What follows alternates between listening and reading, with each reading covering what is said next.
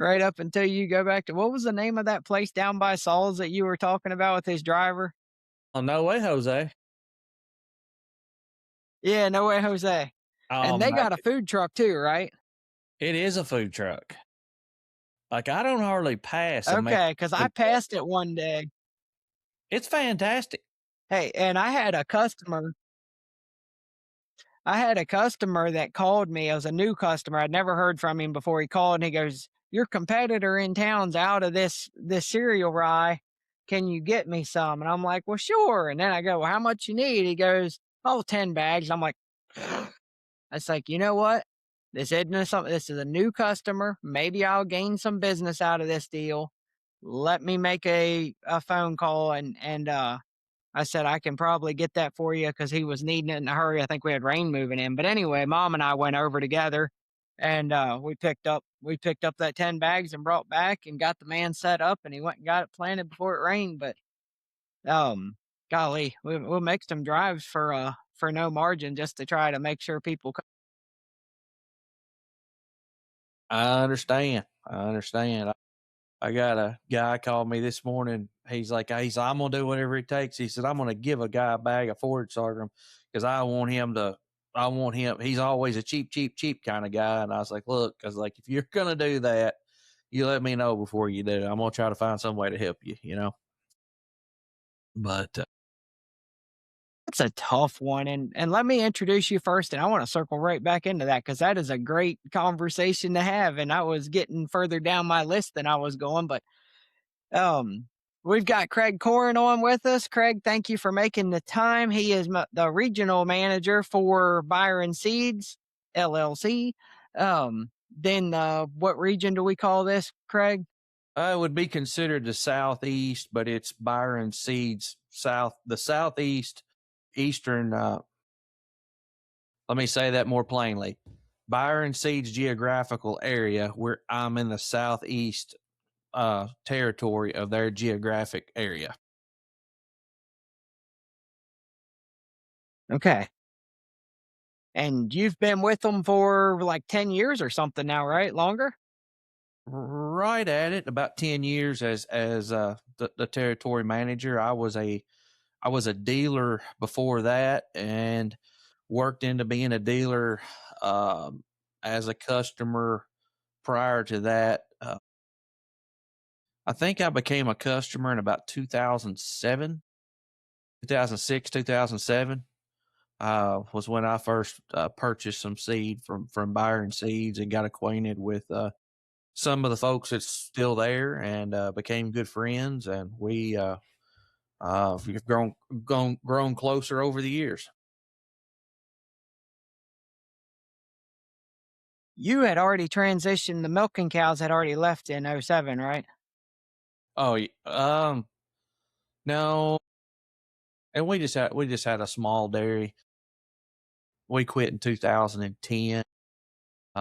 We were already kind of into a expansion phase with the beef herd, and we knew that was the direction that we were going, and also making some expansions in grain and row crops at the same time.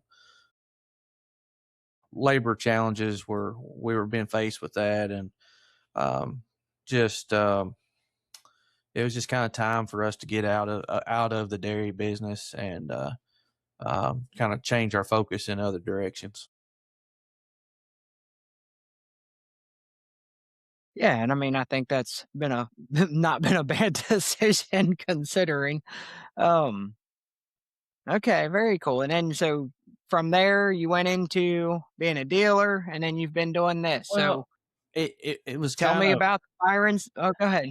it was kind of interesting in a way, you know, as we started expanding the beef herd, better quality forages became more and more important. And I honestly, I felt like we learned a lot more about forages after we got out of the dairy business, trying to produce forages that would sustain the beef herd without the extra concentrate inputs and that sort of thing. We wanted to be able to do it with baleage, with dry hay pasture, you know, whatever, or a combination of the three. without having a huge feed bill. And with the dairy, we were kind of used to, it was corn silage and the concentrates that went in, at the barn. So I was wanting to transition away from that. However, as we progressed along, started background in feeder cattle and that sort of thing, we go right back into feeding a lot of concentrates. But still, we are focused on forages as the baseline of our growth when it comes to background and feeder cattle on our farm, and as well as the brood cows. I don't expect to put any concentrates whatsoever in the brood cows. I want to do that with just high quality forages.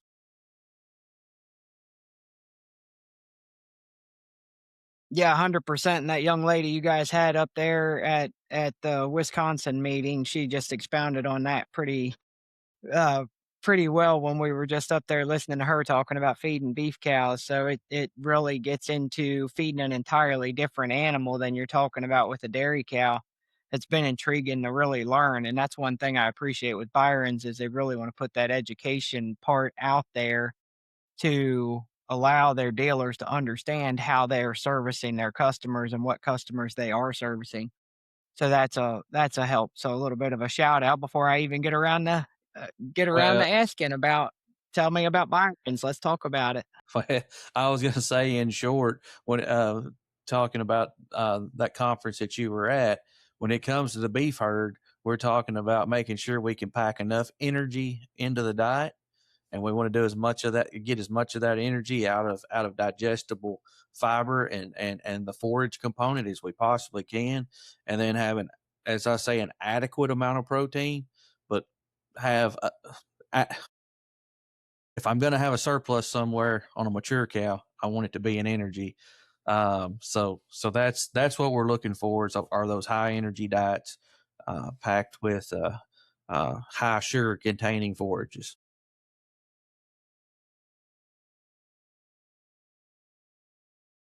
And with a good summer annual program and utilizing some of the winter annuals, you can almost do that without ever looking. It's amazing to me the way you can feed a beef cow and completely meet her needs without ever looking at a lick tub or outside of a bag of minerals. Where if you're utilizing the proper nutrition on your on your forages, your proper varieties, your proper species, and then utilizing the way you can schedule out your planting dates, and you can essentially make those long runs of, hey, I've only got to cover a month or two or whatever with hay, and yeah, we're going to need to, but not anything crazy. And it's amazing to relearn, I guess, from somebody in my perspective, which coming from a much more strict dairy nutrition world than maybe you did even. Yeah, talking about those summer annuals, I was going through some forage tests before I was working on a presentation for some beef producers here a while back, and I was like, "Well, what kind of forages hit the mark?" So, if you're talking about, like, say, a young cow, 2 months postpartum, what kind of energy requirements is she going to have? What kind of protein requirements is she going to have? If we use like a baseline of if using a specific TDN and crude protein content, about, I think it was 11.8 on the NRC tables, and then when he had to have a crude protein or a TDN of just shy of 61.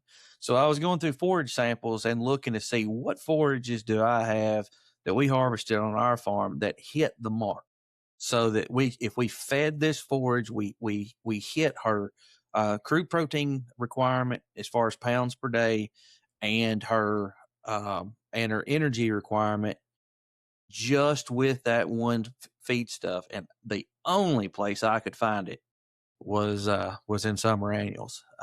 One new variety that are hybrid that we're using now. I mean, it hit the mark. It hit the mark twice. Once it on a 50-day harvest interval, and once on a 60-day harvest interval. It it completely hit where we wanted to be. And, if you want to look at alfalfa hay, it's going to be short on energy. It's going to be high in protein. If you want to look at corn silage, it's going to be high on energy and it's going to be short on crude protein. That's why I get so excited about summer annuals, is because they absolutely have the potential to deliver the right amount of protein and an adequate amount of energy at the same time. It's a balanced nutrition if grown correctly with the right fertility program there. It definitely is a factor. But yeah, that's a really good point as well on just how good this stuff can be. Um I've got a guy, and every year I typically will get him some of the lowbrow forage sorghum Sudan, where the gentleman does not want anything BMR because it's making his show animals too fat, and he needs to make sure that he's keeping them in the right condition to take to a show, but it's getting too hot for them in the summertime. And when I say hot, I mean too much too much energy, and they're packing too much weight on too fast, and they're not in show shape, so to speak. So yeah, that's been a um it's been funny to kinda just walk through that journey with different customers on what they're looking at, what they are scared of, and I know some of the pushback I get talks about worried about nitrates or prussic acid or any of the above, and you can talk to your blue in the face and don't seem to change any minds, but, um, I know that there's now starting to be some on the market where that's not a concern anymore. Do you have anything on that? Are you talking about nitrates or are you talking about prussic acid? No prussic acid. Okay. Prussic acid, yes. And we've got a particular variety. I think we're going to be calling it frost safe soft a frost safe 50. And I'm hoping that we can get that blended into our summer pro blend, which is the pearl millet. Blended with a sorghum sedan. Pearl millet is naturally does not contain prussic acid. So once we get that the Frost Safe 50 blended in with to make the Summer Pro, we're going to end up with a summer annual blend that's going to be safe going into the early fall. But back on the nitrates, I've seen some studies there where we're looking at more of a nitrates come from a stressed plant, and it could be from a very low nitrogen application to a very high nitrogen application. But in one study that we looked at, where we had a balanced fertility program where we put an adequate amount of nitrogen, sulfur, and potassium, where we had good healthy growth, we had lower nitrogen or nitrate levels than where we had low nitrogen but no sulfur and no potassium application. So anywhere where we had phosphate, potassium, and sulfur applied as well as nitrogen, we had an overall lower plant nitrate level to a degree until the study ramped up the nitrogen rate above and beyond what was normal. So you think maybe a micro combination of those micros and macros where it was able to utilize the nitrogen at a more efficient level might be why it didn't have a problem? Well, we have to be able to metabolize the nitrogen and it needs to go to growth. Um, Once we achieve that growth, we've used that nitrogen up. We have to have the sulfur to combine with the nitrogen to be able to uh, create a protein molecule. Um, I'm not exactly sure if I'm talking that chemistry just exactly right, but that's where balance comes in. Where we have a stressed plant, we may end up with a plant that has uptaken nitrogen, we have high plant nitrates, but we didn't get the growth and the performance out of the plant. And it may show up in the plant, but where we want it, we want to be able to metabolize it through growth and get it converted into true crude protein.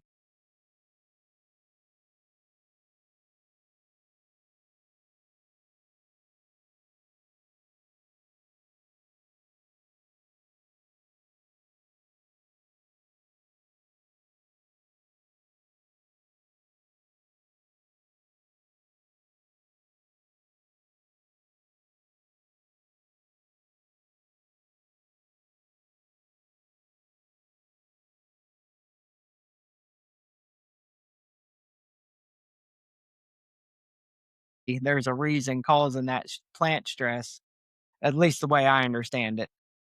I won't explain it as well as Craig. I'm just saying my pieces. Well, and I may be, I don't have any notes in front of me from that test, so I may or may not be just as clear as I need to be there.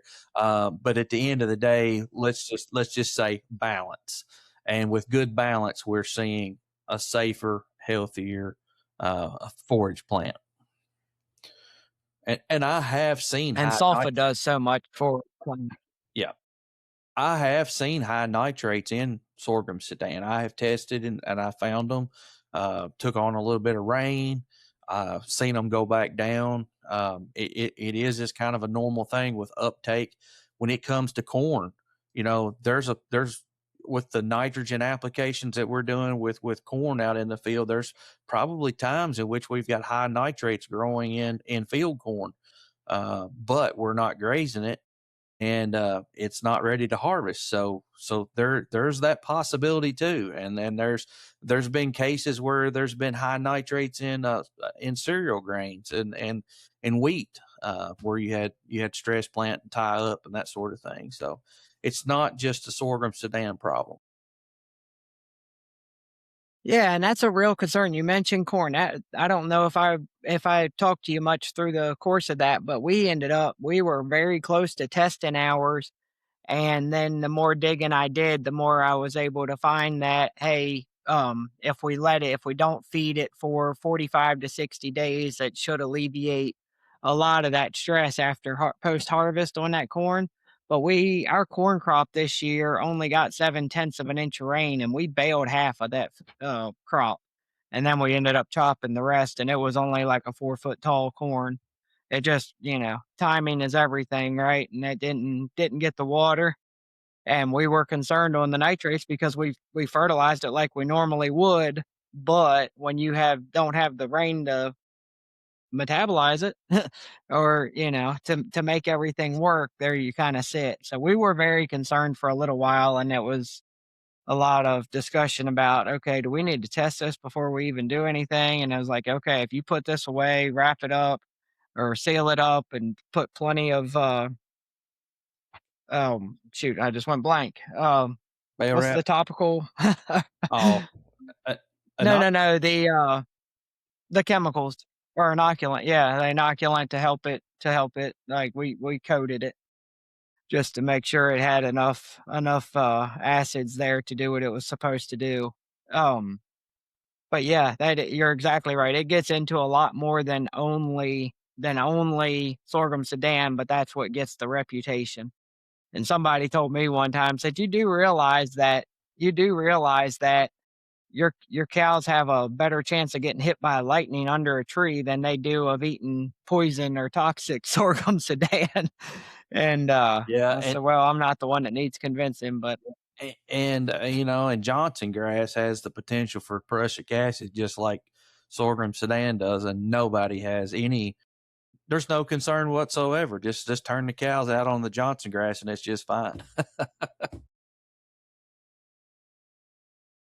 I guess it doesn't bother them. A dead cow off a free feed compared to a dead cow off of something they planted, they might be a little more Yeah, cranky there's about it. probably been a lot more Oh, that's losses. horrible.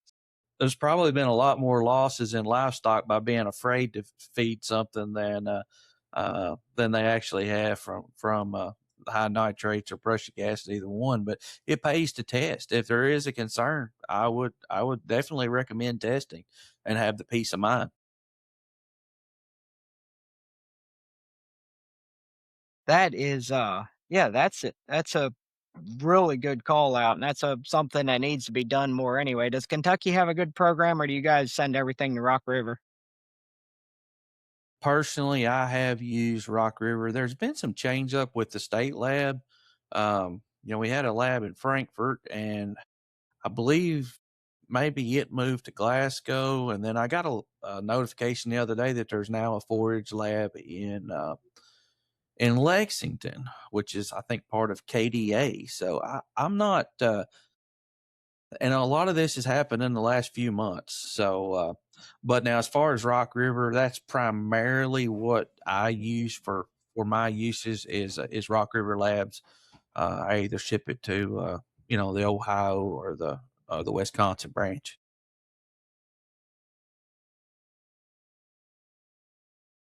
And I still work with Cumberland Valley a bit, and then I do Rock River as well if it's something for Byron's. Of course, it goes up there, but um, and I had some other stuff that kind of pivot off, but now I'm on the species, and I want to talk species, and I could do that all day. Hey, talk to me about ryegrass. Let's talk about Koga and what do we replaced it with something. We replaced it with a blend, a flex blend. Let's talk about ryegrass for a little bit while we're in the middle of winter.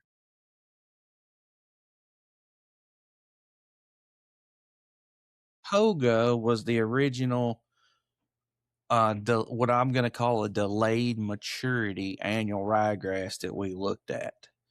Um, from research that I had done myself on the farm, it appeared to me that Koga gave us at least 10 to 14 days longer harvest window. In a case where I started forage testing Koga on May the 1st, and then forage tested for every 7 days until the 21st. So we run 3 samples 7 days apart, beginning May the 1st to May the 21st. My findings were that Koga was as good in the third week of May. Did I say May or March earlier? Uh, anyway, May. Oh, okay, okay. I'm thinking March because that's coming up pretty quick. But anyway, so 3 consecutive weeks through the first part of May. Um, Koga in that case held on to its quality, and it was linear. The quality on Koga was going down, just like the comparative variety. It did go down, but Koga ended in a better position than that competitive variety began on May 1st. So that's very impressive to me. As far as the blend, that is there's like 3 varieties that we have tested that we consider to be Koga or Koga like. And due to supply issues, being able to get a hold of those of Koga at one time. Now, from what I understand, we're not having any problems getting Koga, and we're now branding the Koga type, if that's what you want to call it, um, varieties. We're just doing a blend, and we're calling it Flex. It's for harvest flexibility. And primarily, what you're going to get out of the flex bag is going to be Koga, but there was a couple other varieties, and one of them was called Dexter, and I like Dexter. I felt like it was every bit as good as Koga, and in a couple of cases, I felt like it may have had a little edge on Koga. However, it was even in shorter supply than Koga was. But at the end of the day, it's once we get a customer onto a name of what he gets out of that bag, whether it be rebranded or it's the variety or whatever, the consistency of this is what I want. I want Koga. Well, if you say, well, I don't have Koga, I've got Dexter. Then you have to convince the customer that it's the same type. But in this blend, we're kind of putting our stamp of approval on it. It's going to perform this way. So therefore, if it's in our flex bag, expect it to act like what you are used to if you've used Koga in the past. And I'll be Koga's made a lot of milk for a lot of people, a lot of milk and a lot of beef. So it's there's people that know about Koga that don't have a clue about me, and I was one of the first in the state of Kentucky I think I come to Kentucky with, I think I had 10,000 pounds the first year. And, the next year it was like, how many semis can we get of that stuff? So, it, it, it made a name for itself very fast. And once a customer had it on their farm, we didn't have to convince them it was better than what they had in the past. It spoke for itself. 100% I agree with that. I was gonna say everybody except for one who quit farming or quit dairy farming at least, everybody else that has planted it has continued to order more of it on a consistent basis, and it's everything from interseeding it through Bermuda grass to buying 2 pallets of it to plant behind corn silage. Like, I've got the Gap. That stuff is a phenomenal product, and I'm a huge, huge fan, a big advocate of it. And you pointed out something that was really accurate, and I like the way you framed that up, talking about the um, blends versus a specific species, because we do run into that where customers be like, "Well, I want this," and I actually, and I'm in different groups, and I was on a guy's group the other day, and a person popped up as you should be friends with him. So I, did what everybody does and went and checked out his Facebook page before I sent him a friend request. And I saw where he had posted talking about Timothy, and he was fussing. He's like, well, there's never the right varieties. Why is this? Yada, yada, yada. And those are one of those things where, hey, if we're in the ballpark, maybe if we had an option like that and said, hey, this is close. And I know that Byron's already does that with their summer annuals. We have the Summer Supreme, Summer Dreams, and Summer, what was the other one? Prince, Summer Prince. Summer Prince. Yeah, And Summer those Prince give us photo period sensitive. okay. And all of those just give you those options that allow us the openness to be able to service people without having to basically resell a very similar product when you've got it in the bag. You're set. Yeah. I don't know if I could say that better, We but it's a really good way to do it to we do have a new variety that we're going to be pushing pretty hard this year. That I'm going to say will be that number 4. It's not a blend; it's just a straight variety, and we're calling it Vision. Vision, I really like. It is one. It's photo period sensitive. It is a dwarf. It is a male sterile BMR, and it's got aphid tolerance on it. Vision. You did you have a vision? Just, I mean, all of those attributes. So it's a male sterile. It's a photo. little bit because well, you remember when you and Ernest took the time to meet me in Murray one day and we ate at Cracker Barrel one morning and we were talking about a male sterile forage sorghum because Tom Kilser had just hit that hit Now, hit now that this is a meeting and sorghum really Sudan. got all these guys lit up. Yep. I This is a kind of sorghum prefer a Sudan. sorghum Sudan. Okay. What kind of days are we looking at on? There are no days. What kind of days, Craig? There's no days. It's a photo period Okay. sensitive. So I mean, I had some on our farm. Oh, you did say Yep. I mean, it's like, what else would you like? I mean, what else do you want other than the fact we can also, we're going to have several units come in concept treated this time to where we can plant low rates, single crop, and be able to apply, some metolachlor pre emerge, just like a forage sorghum. See what I mean? Like I if you have concept treated options, then you really I don't know. I'm just okay, especially when you start talking about a male sterile and the height that a forage sorghum gets with a male sterile. How concerned are you about the stalk? Well, if you go to a forage sorghum on a dwarf, then you don't have that concern, or at least I don't. And that is something that realistically speaking, if I want a super digestible feed, that I don't want to have to worry about these West Tennessee winds flattening, boom, here's a great, great option. It is, I and didn't realize this was coming to the market. I would oh, it's like I say, this thing's going to be a game changer for us, especially if you want to plant it at a little higher population and go in that 30-40 pound of the acre range, more power to you if you're going to do a multi cut situation.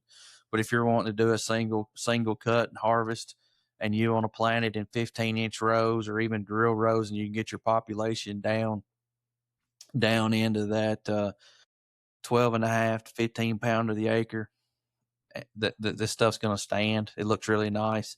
I could share some pictures with you at a later date of some that we had at about it was about 15 pound of the acre, and it was a beautiful crop.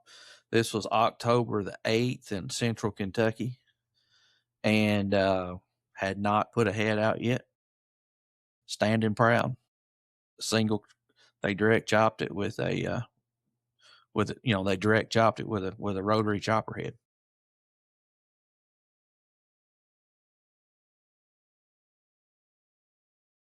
I'm looking forward to seeing those pictures. That sounds really intriguing to me. That could be a that could be a really big deal right there.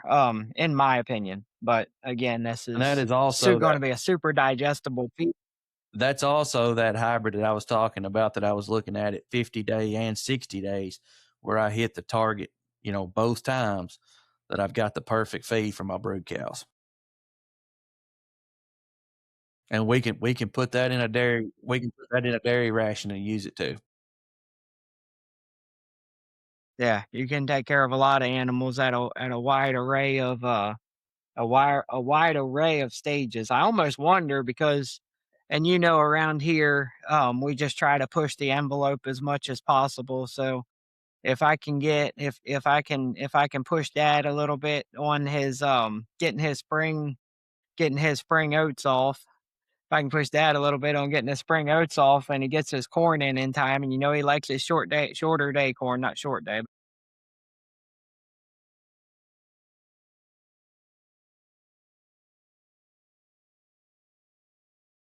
Well, now I know that, and I like my winter annuals, right? You know, I grow a lot of winter annuals, but in seems like every year we have a dry spell. What if we skip the winter annual on a few acres, get the corn planted early, or we can get a really good corn crop started off early, get that corn silage off, then we roll in there with something like Vision, and we can grow our high quality fiber in the latter half of the year with a drought tolerant crop, instead of trying to grow a winter annual when the growing conditions are good, and then we try to grow our corn in that in those during those months when we have statistically been too dry the last couple of years. It's just something to think about. I've got some other customers looking at doing the same thing. So I'm very much with you. The real positive is that I get to be a part of something that gives me a whole lot of, hey, we tried something crazy and it worked, or hey, we tried something crazy and I really recommend you don't do that. So I have a pretty wide array of stories on both ends of that. And I think it's important for, and I'm not saying dealers have to be farmers, but I think they've got to have a hand in trying some things that will cover some of the bases that your customer wants to, and you can second that or not. That's my thoughts. Yeah. I mean, what I see statistically is a lot of dairy farmers are missing that prime corn planting window when they're trying to put up winter annual forages. And that could make it. Last fall kind of shifted that a little bit as well, because we went into after last spring and we got a good crop of oats, but our corn was terrible, right? So we said, well, let's go plant our oats in the fall, make sure we get them planted in the fall. We're going to harvest them because we've done this before. We've had enough moisture in the fall before. And this past fall, we didn't get moisture like we should have, or what we were accustomed to, I guess is the word I want to use. So we planted our oats in October, and by rights, we had the growing degree days. We should have been able to harvest them about January 2nd, but we didn't have the moisture. So now they're still out there, and I hope that they didn't kill off, because they weren't Kosaki's. I don't know. We're going to see if we got a crop out there, if we were able to get a snow cover enough to where they're not burned off. But yeah, the idea was that we would have harvested them between Thanksgiving and Christmas was the target goal.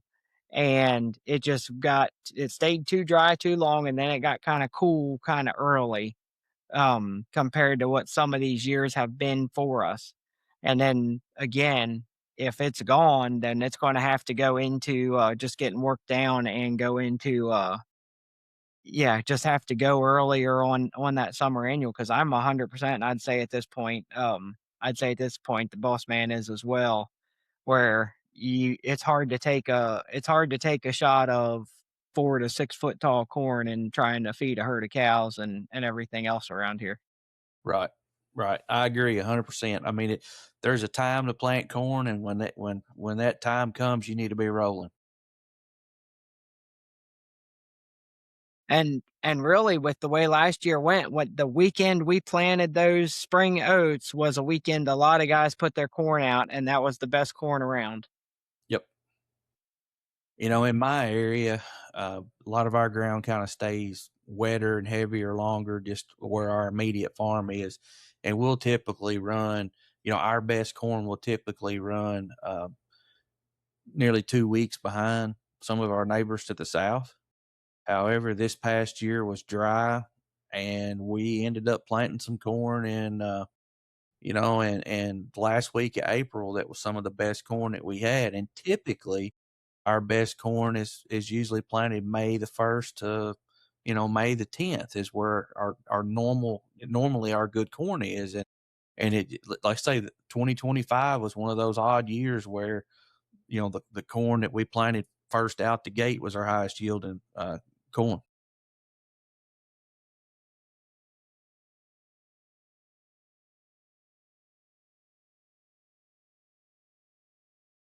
Just on how screwy the year was. And I no, I was with somebody somewhere that we don't normally go through, and we went across a bottoms and could not understand, like, it was really late in the year, like October, maybe November, first week in November. It was really late. And when we came across a piece of bottom ground, and there was a beautiful green piece of corn still standing there, I said, "What in the world?" And then we realized that there was a river right next to this bottom ground, and they wouldn't have been able to plant until really late, but they managed to have enough moisture in that bottom. But it was a screwy year, and I hope that that's not a I hope that that doesn't carry over into 26. I'm optimistic Yeah. that it's not, but it Last was year it ended with a drought, it seemed like, but we had flooding. Was it mid-April or late April? We had a flood. So there was a lot of corn in our county that was planted twice. And I had one a good friend, a customer that called me and said, "I need some help." He said, "I've always been a corn silage guy." And he said, "I've already planted corn in these bottoms twice." He's like, "What can you do to help me?" He's like, this is an insurance job already. And we went in there about the 4th of July and planted some forage sorghum in those drowned out river bottoms. and he got drowned it out the third time and had to replant about 50% of that forage sorghum. It got flooded out, and he was just ready to give up. And I said, "You're not giving up yet." I went and got him enough seed to replant it, and I said, "You're gonna have to do this one more time." So the planter went over that field 4 times, but he finally got something he could chop. Golly, I could see why he was so disgusted. I feel bad. That just hurts. That Hey, I felt hurts. so bad that I Um, felt so bad, I was begging him to replant it the 4th time, and I went and got the seed. I brought it to him. I put it in the back of his Ranger at the end of the field and said, "I'm so sorry." He said, "Well, it's not your fault." I said, "I just feel bad for you." So, but, in the end, we had wound up with a crop. But, I yeah, think I went and checked yes, his sir. field. That's incredible, and I went and checked his field more than I did mine that's that year because I wanted to make sure he had something to chop to feed all those cows. yeah, that'll do it. That's a lot of at that point, you're feeling that pressure as much as he is. Oh, there was 90 acres Well, the of this to start with. okay.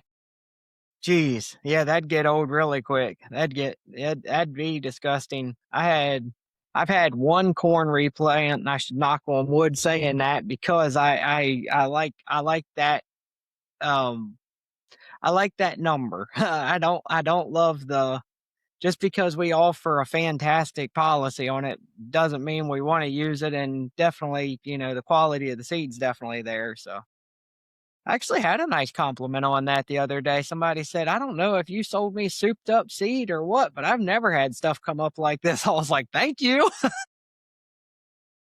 I'll take it." That was kind of a nice shot in the arm. But man, we'll get towards wrapping up. State of the Union for Byron's. I'm going to put you on the spot a little bit, or at least in our area. Though, where do you see with the way of the current farm economics, how do you see things in the what you're calling Byron's version of the Southeast? At this part of the region, I call it the Mid South type of region, the Tennessee, Kentucky, Southern Ohio. I don't know how far you get, but and you go a bit further south yet. But the piece for me with the high cattle market, but you have so much it almost seems like even with high cattle prices, it's no stability in it because some guys are cashing all the way out and some guys are trying to expand. So I'd love to hear your thoughts Well, on that. and I feel like I'm caught up in the midst of that too. I mean, the it's like, when is the bubble gonna bust? That's what everybody's concern is. We need to build cattle numbers in this country, but nobody wants to build cattle. Nobody wants to build the national herd during the period of time when they're buying heifers that cost more than they ever have before. Cull cows are just bringing more money than bred heifers have brought in the past. So there's people are hesitant to want to retain heifers. They're hesitant to want to buy heifers. I understand that. Me personally, I'm keeping heifers because I've got some aged cows. I know that. I'm young enough. I've got to stay in the cattle business for several more years. So we're gonna roll those aged cows out, and we're keeping heifers. And I mean, and it is very expensive to do that. When you compare the opportunity to selling those heifers. Now then, I've had a lot of calls on the Byron end. Hey, customers saying, "Hey, I've been cropping this, but I'm a long way from the river." Where I'm geographically at, I can be at the Ohio River in an hour. I can be at an ethanol plant in an hour.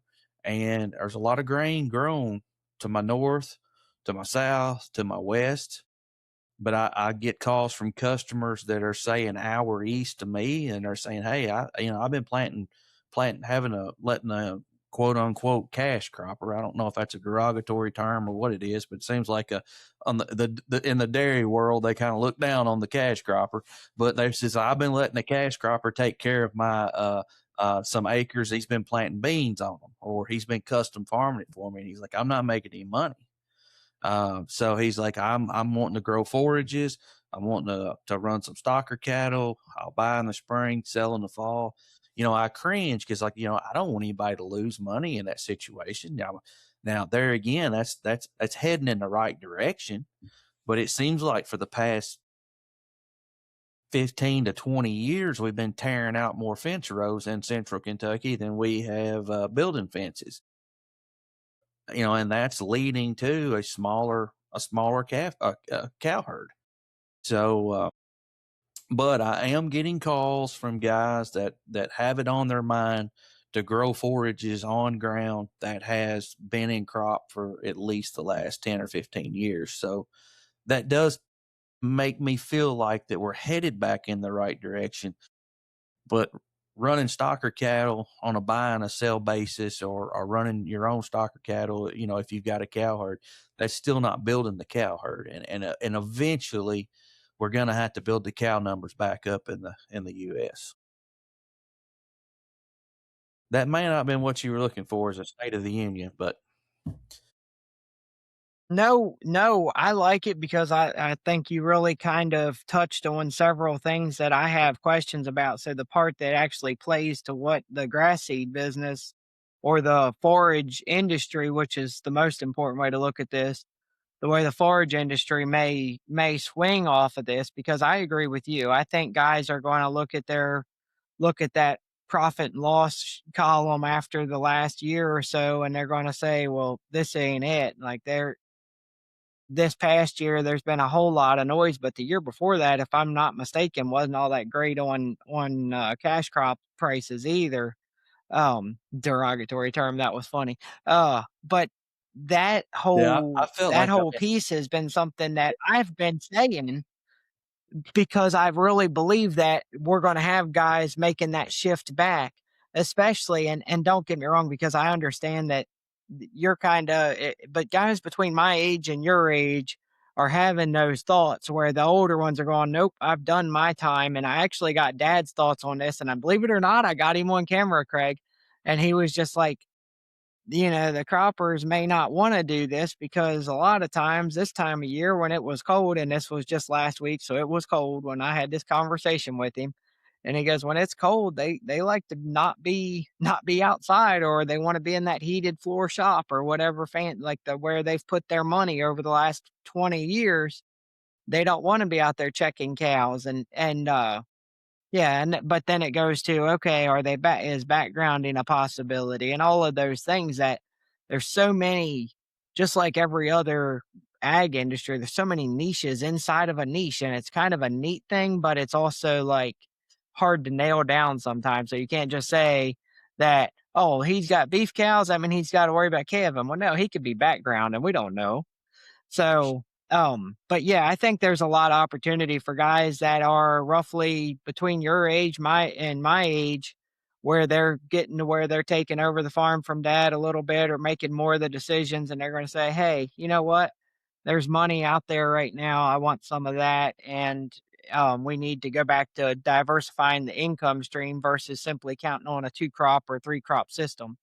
And I don't know about your area, but down here, a lot of guys didn't plant near the wheat that they did last year because they just can't make it pay. So if you look at ground like that, that's where Ernest and I were jumping up and down 2 months ago about why they weren't grazing corn stalks, said that they could get all that manure out there on the ground. So no, that was great. That was great feedback. But now it leads to my last question for you, sir. How do we stand out as well? I think the company does stand out. Let me rephrase that. Let me rephrase exactly how I wanted to say that. I think Byron's has such a strong reputation as a whole. I really do. The Kingfisher umbrella, realistically, I think has a really strong reputation as a um solid, reputable seed company for high quality seed and for doing what they say they're going to. So I think that part is not what I mean. But as independent dealers, how do we make the sale when margins are so tight? What are your thoughts? What's your feedback? Oh, I could give a couple of examples of say you have the option to plant one corn versus another. Statistically, we have a corn that is going to be higher digestible and digestible fiber, or a higher digestible starch. You can do the math there and see the value in the better forage product, and what you can do with that. And I think in most cases, your nutritionist will see that value. And if you're just looking at the price of a bag of seed, if it's $10 or $20 difference, and the nutritionist can do, work miracles with the better product versus you know do we want to save $10 or $20, and then struggle the entire year as far as being able to how much of this feed we can get through a cow, on the dairy side, or on a sorghum sedan, is it a BMR versus a non BMR? I think that's just a no brainer. Then let's get on the subject of uh, of cool season grasses. You know, obviously we're in the fescue belt where we're at. Kentucky 31 is a huge concern, and what it cost us, and conception rates, um, and just overall cow health. You know, you can list. There's an entire list of all the things that can happen to a bovine when she's had too much ergovaline. So and I'm not going to get on that subject and harp or anything, but we need to be looking at endophyte free or novel endophyte fescues. Those are not going to be what you're going to pick up at the bargain basement store, but they bring value to the table. Uh, if we can tighten up our breeding season, if we're talking about beef cattle here, if we can have more of our calves born, which would have been bred on the first cycle of breeding season. What is a calf worth? It's nearly a month older. We're selling pounds. We're selling pounds. So was that kind of the direction you wanted to go? Yeah, I think that's 100% accurate when you just talk about the value, and, rate of gain's a real thing. One of the stories I like to talk about, and I know you know who Jerry Clower is, but, he tells a story talking about telling a feed salesman that time don't mean nothing to a hog, right? That's one of his things. And I love this story because it's almost opposite of modern farming, and I don't mean modern in the sense of everything's on concrete. I mean modern as in, hey, my time is worth money, my acreage is worth money, and if it's not generating money by a high rate of gain or a higher average daily gain, then it's not worth doing. And I think that is probably one of my favorite things to talk about. And I know you said you wouldn't get on that soapbox, so I won't get you wound up. Like I said, I'd love to have you on fairly often, Craig. I appreciate this. I know we went off topic on some of the questions I sent you, but I can get into these species, and that's probably one of my favorite topics. Just going down the what's working and what changed and what's new, and different things that I haven't maybe hadn't noticed yet or hadn't got to. I know I just got a new seed book, and I bet that vision is probably even in there, and I haven't looked at it yet. It I might, haven't it got that might, far it back in the might book, be. but uh, I had a little head start with but that one. yeah, that's entirely fair. I'm excited about that one. I'm trying to think who I can sell that to. And I don't mean that just to be like to sell. I mean, that is something that I'm thinking about who's going to manage it right enough to really get the benefits from it. And that's an Another enigma. big one That's another important thing about with Byron. You referred to Ernest a time or two. He and I, we try things. We're both feeding cattle, and as territory managers, we need to be out in the field. We need to be using the product, and getting comfortable with it. That's the best way for us to service our dealers, and in the end service our customers, is know the product that we're providing.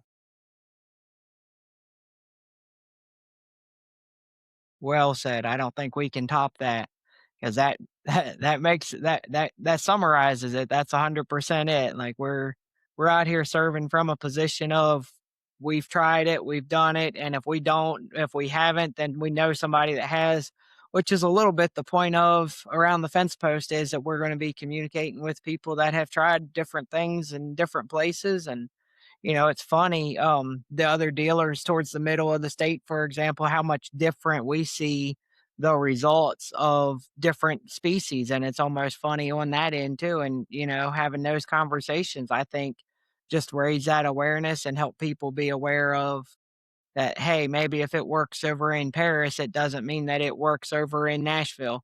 So 2 different things entirely. Again, Craig, and I know you gotta give up the spot, but thank you so much for your time, sir.